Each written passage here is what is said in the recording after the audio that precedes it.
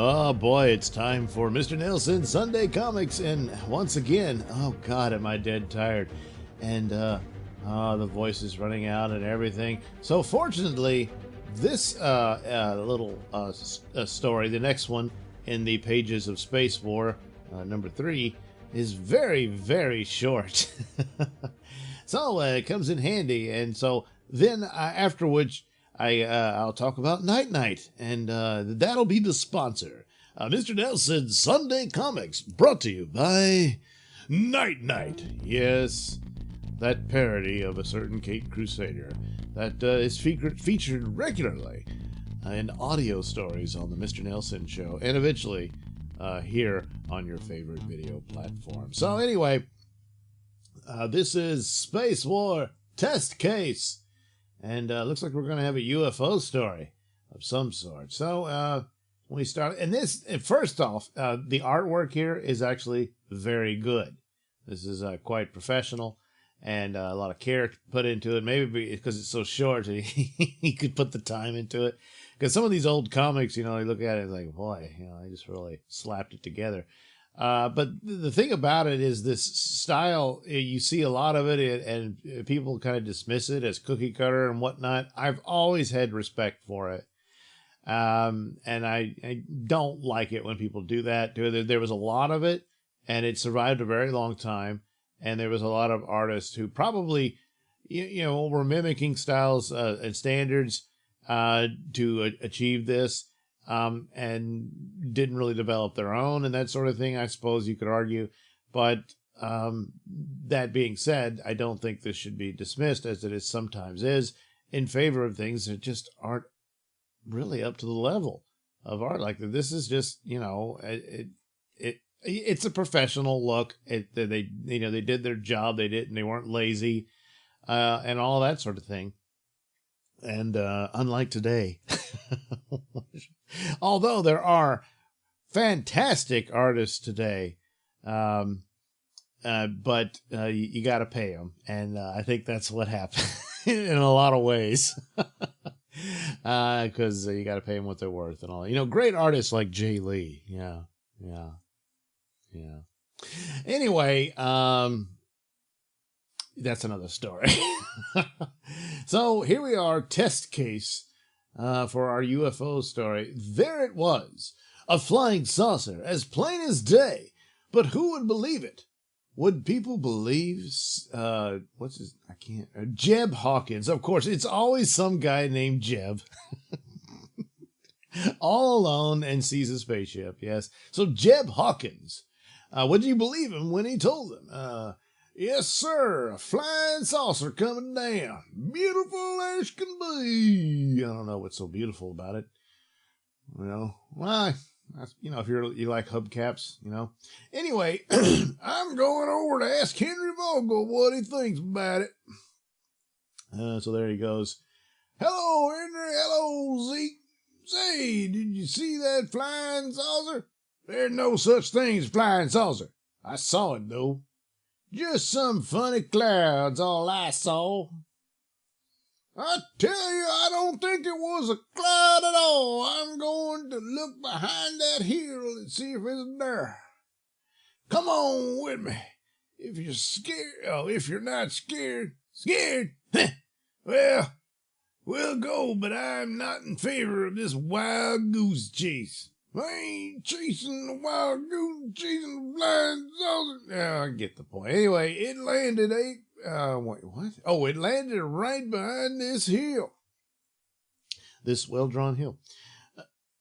It's climbing. It's hard climbing here, Jeb. There'd better be something behind the hill.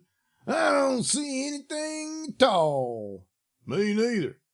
Well, let's go down there. Maybe we can find something. Yep, a whole lot of nothing. There's nothing but that old outcropping of rock, Jeb. We were fools to come on this trip with you. Come on, let's get out of these badlands. Oh, they're not that bad. You know, it's kind of nice. Anyway, I'm going to stay a while. He's sliding down the hill. Nobody sees flying saucers, Jeb. They're only funny lads or glides. They were gone. Now Jeb turned to face the outcropping of rock. Before his eyes, the form changed in a pulsating matter. It's a TARDIS, the chameleon circuit, yeah. It's always a beautiful sight to see it change. Oh, so I guess he's done this before? I don't know. You have proven people do not believe in flying saucers, Jeb Hawkins. We know you believe us, and we are grateful for the few who do. Yes, the few make the others disbelieve in us. But that is what we want. Confusion!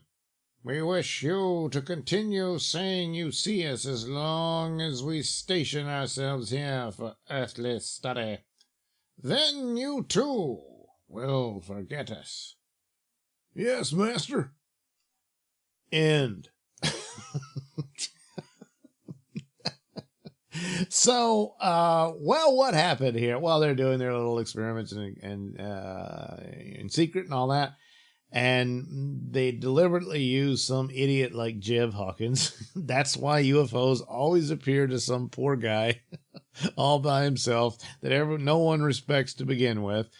And he goes around, I seen it. And they're all like, oh, God. And that's see, if you believe in UFOs, you're one of these guys. So see, the plan is brilliant. And the reason you don't see them as much is because, well, like the TARDIS, they can, their chameleon circuit actually works, unlike the TARDIS. And they can look like, just a piece of rock. So there you go. How about that? And that's all it was. So let's move on to Night Night. So I put out a Night Night comic book, which is, I advertise all the time in my videos. And here's the cover art for that. And then I'm working on the follow-up, issue 2 of Night Night, in which he takes on Bullfrog. And unfortunately, I didn't save the file for the cover, so I'm going to have to redo it. But it'll look something like this. But both are based, like the Night Night versus the Freezer, and then Night Night versus Bullfrog. And these were the first 2 audio stories that I did. And so I figured, well, I'll just follow that, sequence, if you will. And that's how I'll do the comic books. And so, you can look those up on the playlist on YouTube of the Night Night stories, and you can hear those stories. I'm going to redo them because the audio was not that great because I didn't know what I was doing back then, and they're kind of old now. And, so I'll probably redo those at some point.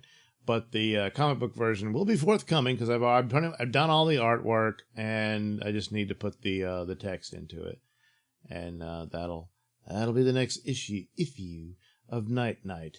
Along with it, there will be the beginning of the origin story of Night Night, loosely based on Frank Miller's Batman Year One. So it's a parody of that. And I've only just started putting those audio stories on YouTube and then and BitChute. So you'll get that story, but then this will be chapters within the issues of Night Night, beginning with the second issue with Bullfrog. So there'll be like a backup story starting off, and then this will be the first page. And as you see here, Night Night is in, he's in Superman colors. Well, yeah, sort of. This is the idea that this is his early years costume that he started out with. And I based it off the design of a Marvel Comics ripoff of Batman called Nighthawk, and that was part of the Marvel Squadron Supreme, which was their knockoffs of the Justice League.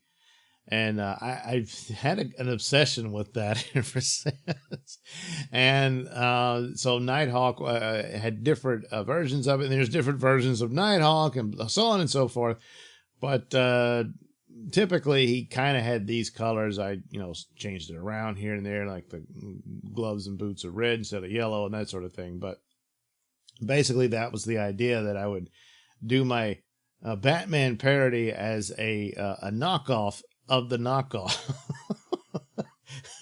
Batman. Thought about using Moon Knight and stuff like that, but I went with Nighthawk, and then some of the Golden Age characters of the Black Owl and the Owl, stuff like that. But different looks of Night Knight. So eventually, the costume changes over the years, and that's the explanation for that. Is it looks different from the first issue and this one, as this is in the past, and this is what he looked like at that time when he started out.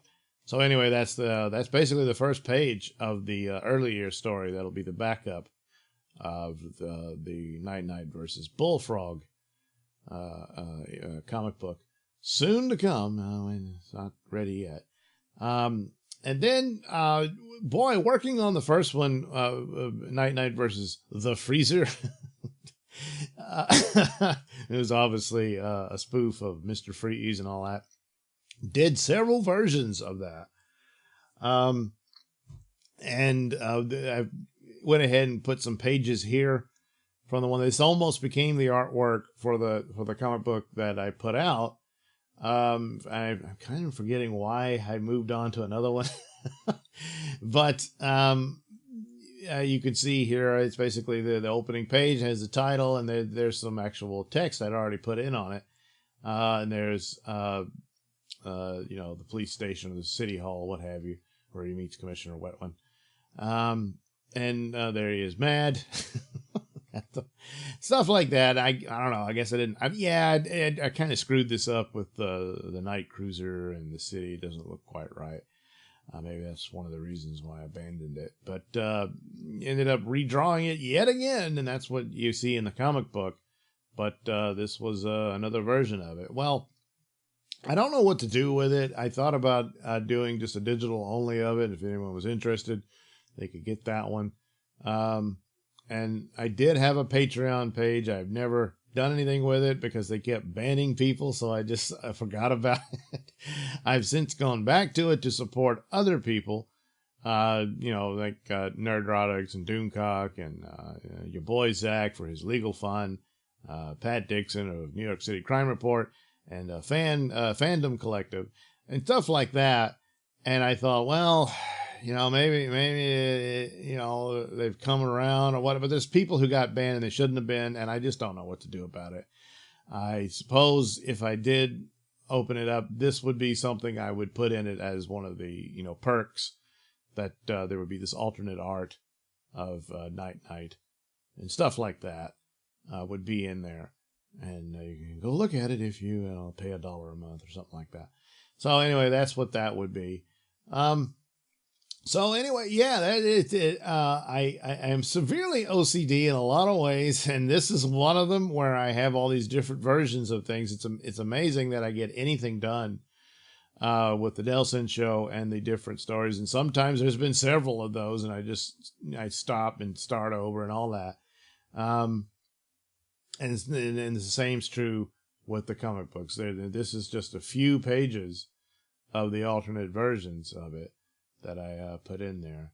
So there, yeah. And the background, this is where I thought it would go by faster. In a lot of ways it has, where a lot of the backgrounds I did separately and saved them for files, and I draw the figures and whatnot, and then put the backgrounds in there. So obviously Wetland's office is going to be a constant recurring scene or site or what have you for the characters. So it's always, I'm just going to, drop that into the background in Photoshop, and there will be the characters with their dialogue and everything. So, and settled on, for a long time, it was just a knockoff of Commissioner Gordon, but I settled on Pat Dixon's likeness. Comedian from New York City Crime Report and Crime Report on Compound Media. Very funny man. And have gotten to know him, and used his features for Wetland. And if I could have done a TV series or a movie of Night Knight, I would cast him in that role of the poor bastard having to suffer with this crazy idiot Night Knight. So anyway, there you go. Do check out the comic book. It is available over at indieplanet.com. You can get the print version, or you can get the digital version, whichever you so desire. And soon there will be another one, and hopefully many, many more. So there you go. That's your brief edition of Mr. Nailsin Sunday Comics. We'll do it again next week. All right. Thank you for watching and listening. Why not like and subscribe, and check out that link description below. That'll take you to my mini stores that have plenty of goodies for you. You know, hats, mugs, stickers, posters, all that goody stuff. Plus, you can head over to indieplanet.com and pick up a copy of my comic book Night Night. Oh, yeah. Plus, you can also catch my podcast, Mr. Nailsin Show, over at RadioMisfits.com. And you can also watch my videos on my channel at BitChute. That's the Mr. Nailsin channel.